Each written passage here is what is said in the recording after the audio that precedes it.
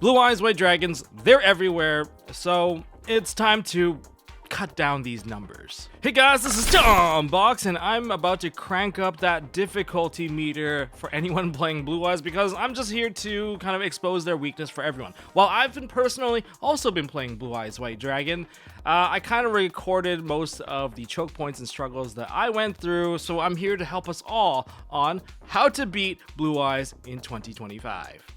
Now, is it a bit early for a Blue Eyes deck to get a how to beat segment? Don't care, it's happening anyway. Here's a quick recap on all of the things you need to think about when it comes to the matchup of Blue Eyes White Dragons. So there's the starter spirit options, interactions, and damage dealers. For starters, there's essentially two engines you think about. The Blue Eyes engine, which would come from the Maiden of White, Sage, Wishes for Eyes of Blue.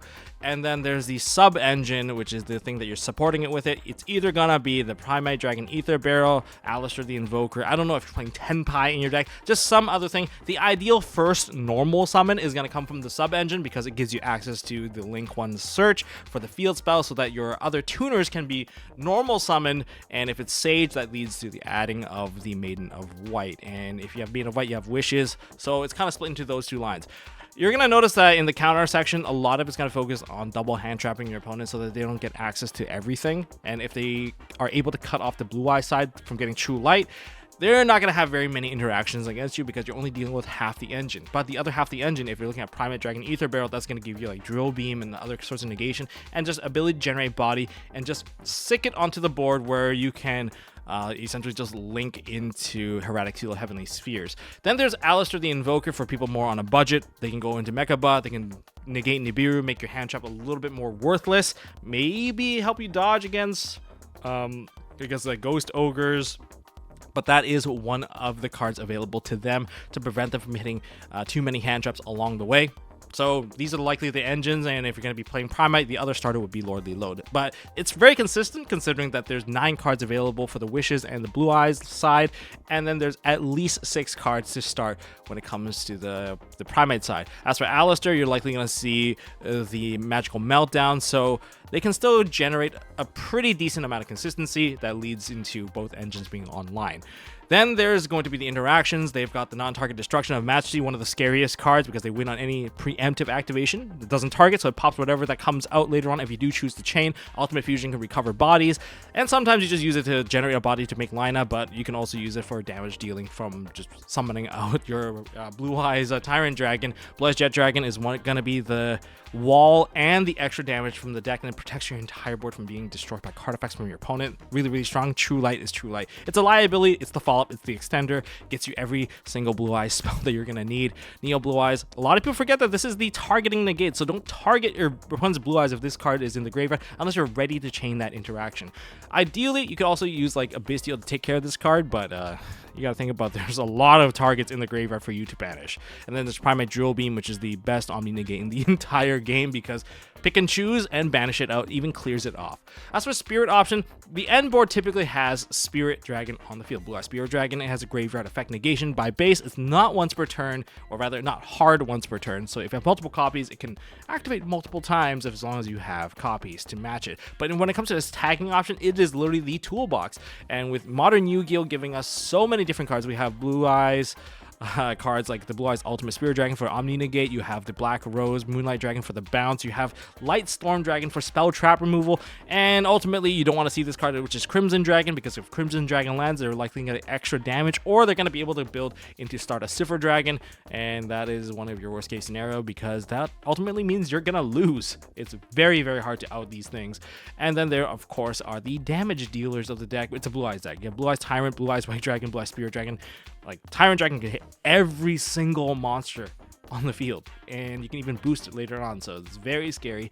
And double Spirit Dragon means that they can still deal a total of 9k damage against you, so be very careful. That's it. This is all you have to really think about, and a lot of these interactions, they come from all over the place. Blue Eyes Jet Dragon, graveyard fields, so you have to constantly have a good grasp of what's in the graveyard and also what's on the field.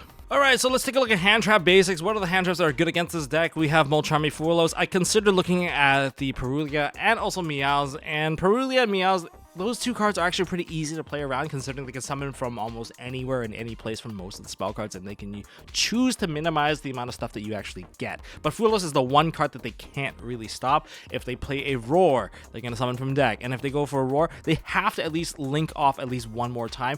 And if they choose to link from the very first summon to get access to the field spell, then they're going to have to go into the Spirit with Eyes of Blue. So that's 2, and then they're not going to sit on that card, so that's likely going to give you 3 draws. So Fulos is already like one of the most important ones. As for the other ones, like Summon from Grave and Banish, not likely going to happen as much. And if they're trying to summon from hand, maybe they get for the first monster and the second monster from the additional normal. So there's the 2 normals that you're going to draw from. So it's not like the most ideal cards. I mean, it's still a Pot of Greed at worst. If you have nothing better to side those in. Droll and Lockbird's pretty good. I'll give you guys a full Droll line to take a look at of where each of the points of Droll can occur. So yeah, it's worth taking a look at because it does shut down a lot of the side engine. Ash Blossom, I think Ash should be focused on stopping stuff like Sage and Wishes. Wishes being the priority because Wish does give your opponent a neg-1, so it does simplify the game state further for you. As for the Imperm, it's pretty good. You do need this for the Primate engine because it's the best way of shutting down the Primate cards. But after that, a lot of the stuff on the field can tag, and there are interactions your opponent can have even if you choose to Imperm them, so they don't become as ideal. Now, there's a lot of talk about Ghost Ogre being very good. Oh, I can destroy True Light. True, but they can play around it. A very good Blue Eyes player, or just even a decent Blue Eyes player, will know how to counter that Ghost Ogre, even without Mecha Buff. So just keep that in mind. So if you're going to be using Ghost Ogre, you have to be super careful. I think it's even good to use it against, say, the field spell, so you prevent them from sending a card into the graveyard, because sending the card, I believe it is not a cost. You target as a part of the activation, but you send during resolution, so be careful about that, because they can also send from the hand if I'm not mistaken. So it's not a cost. As for Nibiru, Nibiru is actually really strong. However, you might need a second hand trap to really guarantee that the strength of that Nibiru, and also be very careful about Nibiru too, because you can also generate a very huge token. It is a Blue Eyes deck. The body could be too strong, and you could get one punch later on. It's not really worth it. And then there's also the Bestials, which is super good, and also Ghost Spell, which I want to add in, because Ghost Spell actually got a lot more coverage against this deck, where I almost want to play like Ash Bell, just to kind of counter my opponent's ability to activate spells and traps. We'll look into some of the Ghost Bell options in a second. As for the things that you want to stop, the start blockers, you need to block Maiden, which is very difficult. There's not a lot of stuff that can interact with Maiden, so you want to try to stop the stuff that comes out from Maiden. Sage, ideally, you want to be able to stop that as well. And there's also Primate Dragon Ether Barrel. But there's something to keep in mind. If they normal summon out Sage first, it could mean that they don't have anything for Maiden, but if they do have the follow-up, it's almost like you're playing against Malice, where they have a second card and essentially they have what they have. It's hard to stop. You either take a risk, like the risk is that they summon out Sage, Sage gets to the Spirit gets the field spell, they play whatever that they play, like the Maiden. If they search Maiden, that means they likely didn't have Maiden ahead of time, but if they search Veiler, then you know that, oh my god, they already have Maiden anyway. You could try to stop the card later on that comes from Wishes instead, but it might not be like enough sometimes. But if the normal summon has been burned, that's some of the more crucial things that you need to think about. As for the next part here is going to be the Primate. Primate, you can't really stop it with an Ash, so you're stuck with using an Imperm, which is honestly just fine. And then you can also stop the Spirit from getting the field spell afterwards, so that they're kind of line locked. But if they have, again, if they have Maiden, that means Maiden can lead to Wishes. Wishes can get Sage into hand. They can use Sage's effect to just summon out a Blue Eyes from the deck, and that would lead to Maiden getting summoned back. So there's a lot of things that they can kind of extend through, and again, it feels a little bit like Malice, where they're still ending on a full end board, and they don't need a lot on the field to survive. As for the actual end board, you're likely going to see a Spirit Dragon, and I think one of the heaviest interaction cards is going to be the Majesties, because it could be Spirit Dragon paired with, or it could be double Spirit Dragon, it'd be Spirit Dragon paired with the Heretic Seal of Heavenly Spheres. Either way, there's going to be a ton of interaction, so you're going to have to be very careful. And they can typically just tag into Magnamut once they go into the Seal's Tribute effect, so be very careful on that. Okay, so for counter intentions, you have the Ash, like the Imperm, and the Druid Swarm. I think I'm going to include the Ghost Spell in here. So if you've got Ash, you can stop the Wishes, and you usually want to use the Ash line to stop cards within the Blue Eyes line. However, it's going to feel like a little bit like Malice. You need a double hand trap situation to truly stop them, because if they have Sage or, say, Maiden to follow up, or they start with Sage or Maiden, like these are the 3 cards that kind of cycle around just to kind of really mess with you. If you can block the additional normal summon, that could prevent a lot of problems from happening. If they go for the first summon like a Primite, like one of the sub engines, and they do activate the Spirit with Eyes of Blue, then you can stop it from getting that field spell. And if they stop them from getting that field spell, then it could prevent them from getting the additional Sage normal summon, so it could end their play a bit short if they don't have the Maiden open. But you can also just wait for the Wishes for Eyes of Blue, because when they play that, they have to discard a card, and then you just stun that out instead. But they're still going to be able to use Wishes in the graveyard to get the equip of the Neo Blue Eyes Ultimate Dragon, and once they get there, they can still like try to assemble a board. Likely going to be looking at a Hermetic Seals end board when it comes to that. But again, I think the primary thing that you should be stopping should be Wishes, because that's a double search, and if they commit the extra card for it, that means you have one less spell or trap to deal with, and ideally you prevented the Majesties from being set into the back row, because you're not going to stop the Drill Beam at this point. But again, this does not successfully work if they start off with Mechaba. Like, if they start with the Invoke line, then you're going to have to reroute your lines where Imperm is going to be a bit more important. But in other words, as for Imperm, it's just for the Ether Barrel. Nothing much more than that. You can also stop the Sage normal. If they start with a Sage normal, you can think about whether or not their hand is actually truly that strong. Because if you have Imperm, and then you can save the Ash for the Roar, or even the Wishes, you can really minimize the amount of interactions that you have to deal with your opponent. And they're going to have to build, again, into the Hermetic Seals pass type board. Then there's the Druid Worm. A Druid Worm can prevent the Maiden of White from being summoned back. So when they are stuck with a Blue Eyes White Dragon and they have no tuner to be summoned, that means you don't have to deal with the Spirit Dragon. Because even a single copy of Spirit Dragon can lead to a lot of problems where they, first of all, can tag into something a bit more useful. They can blow up your spells and traps, and also like negate your activations in the graveyard. It becomes a bit more problematic overall, and it also, like, by default, it negates Druid Swarm.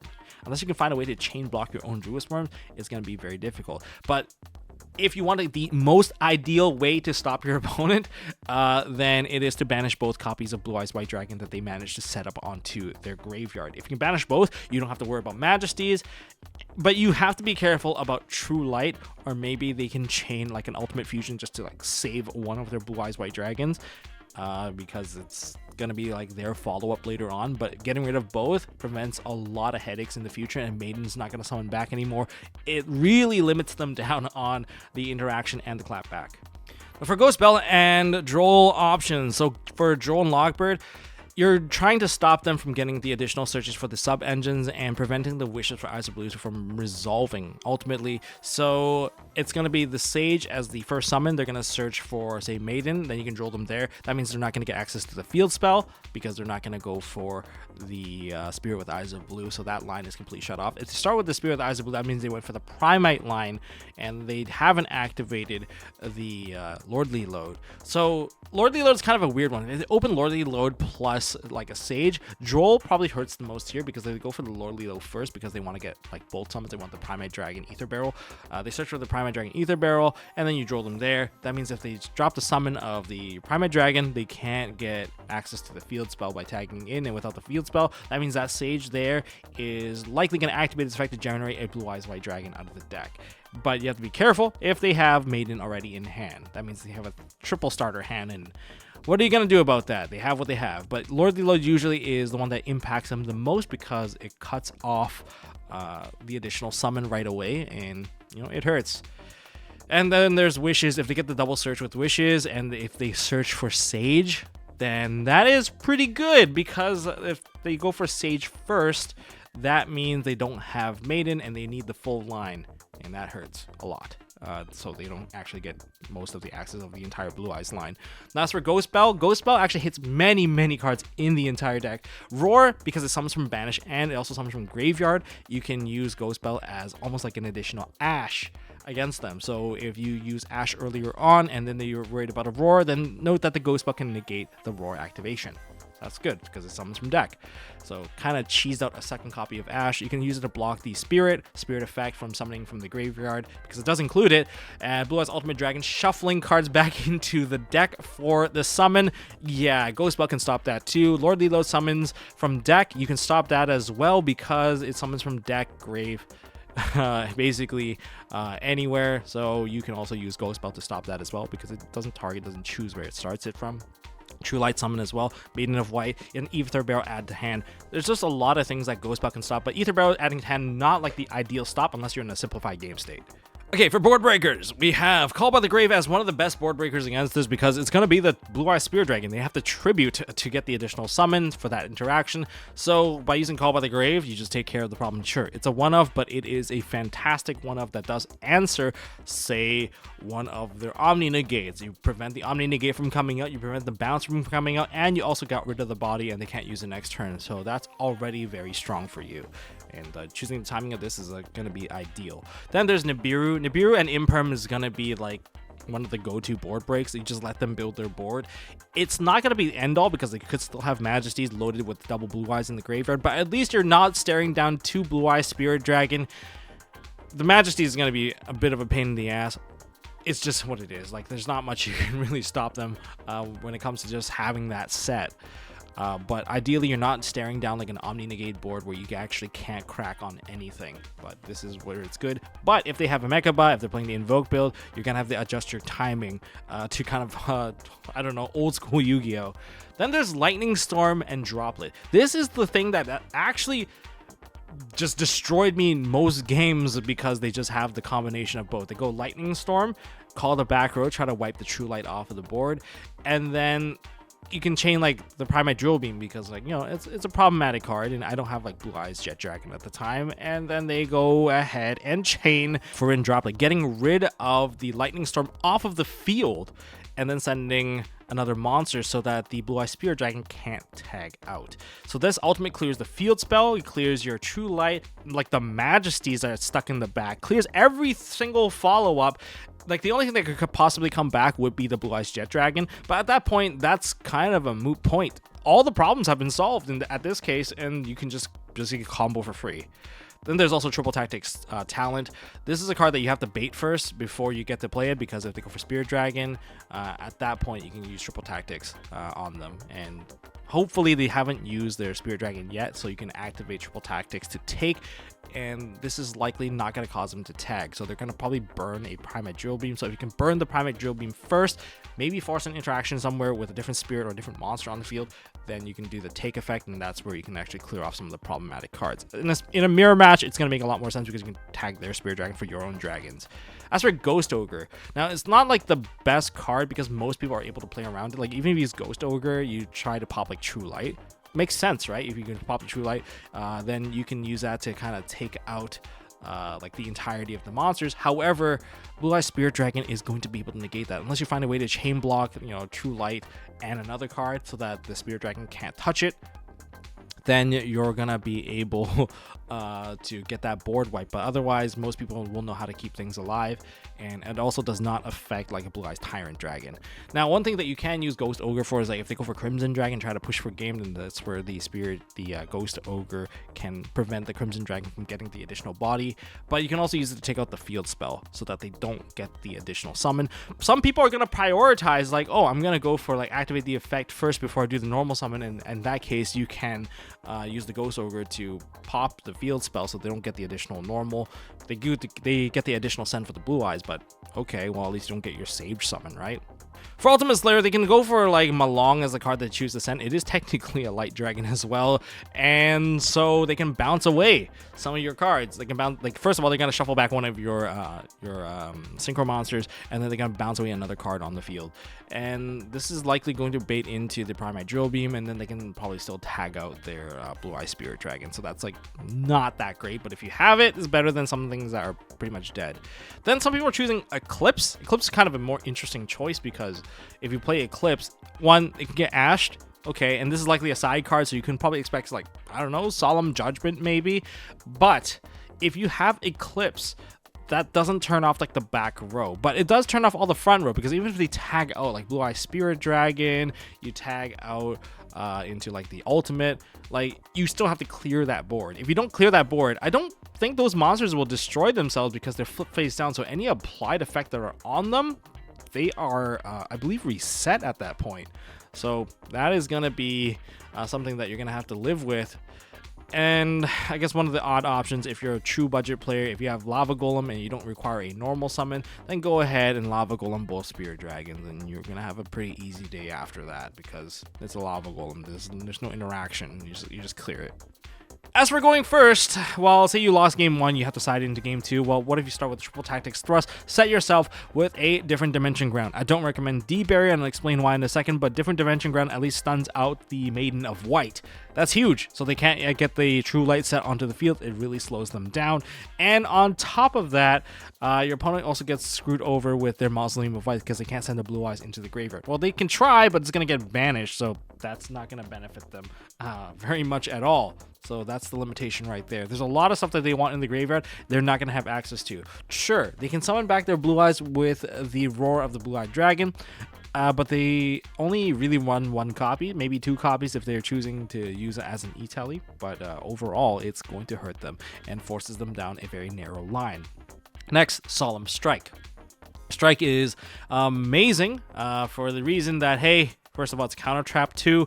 You can stop these summons that are inherent, the summons, link summons, the synchro summons. You can stop any of those and really just halt their play. You can stop the Maiden from setting up the True Light onto the field, really locking out their access into the additional cards from the Blue Eyes engine. It's really fine. It's just one of those cards that you're likely to have for Ryziel, Malice. It's just there, available for everyone.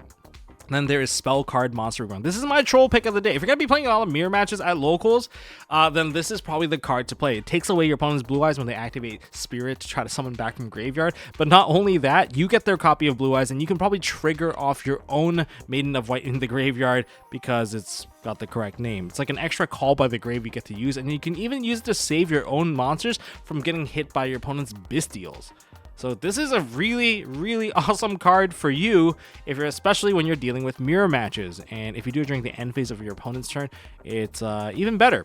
Yeah, it's definitely even better for that because you get to just take advantage of, say, your opponent's Blue Eyes White Dragon, or maybe if they have something in the graveyard that is of high value, you get to take those as well as taking your own. And it's also a quick play, so I don't see why you wouldn't use this just for the sake of trolling your opponent.